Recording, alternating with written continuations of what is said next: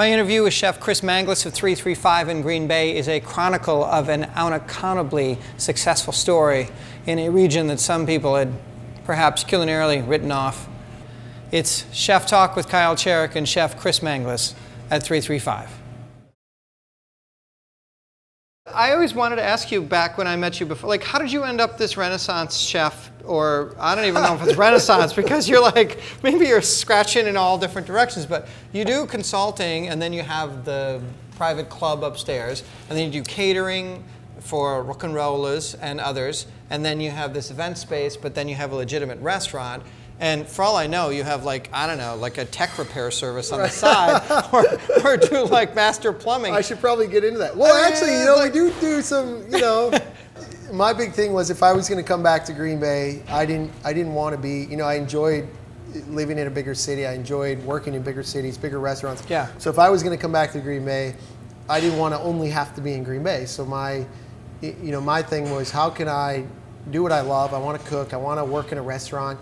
I don't need to work in a restaurant 6 days a week to be happy, but also get out and be able to live and work in California or Texas or Chicago or Minneapolis or wherever people want us to go. And when we first started out, that wasn't part of the business, and it definitely wasn't part of the mindset of, okay, we need to advertise in California or we need to advertise in Chicago. There's plenty of good chefs in every other city. And it just kind of, you know, became the snowball effect and got to a point where people started to hear about us and knew what we were doing. If we're working in Milwaukee or we're working in Napa or we're working in Texas, we're only working there because of word of mouth. Not rustic enough.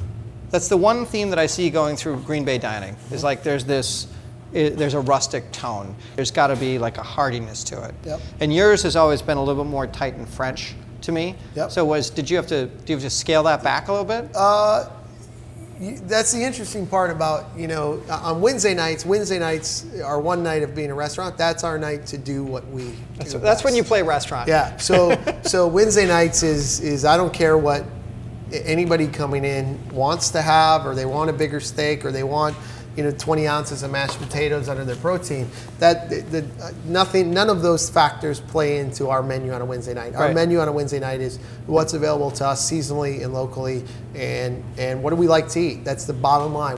Just one day a week. Let's not go crazy. That's kind of like the best. The best and the weirdest, most awkward moment is anytime you're talking to like industry people or other chefs. Oh, tell me about your restaurant. Oh, we're open on Wednesday nights, one night a week. Menu changes weekly. Yeah. And people are like, you know, chefs are like, flick you in the head. Right. They're like, damn you. Like, what? You know, every chef would love to only be open one night a week. I'm like, wait, let's rewind. I'm not working one day a week. Right. The restaurant's open one day a week. Yeah. We're working every day of the week, essentially. Yeah. But so how far can you push the menu in Green Bay? That's a good question. I think it depends on who we're cooking for. So with that being said, you know, next Friday night we can push it pretty far, because the person who's hosting a party here for 8 people for a special occasion, they threw, you know, the shoe's open. So you do what you want to do. Right. You pair the wine that you want to pair.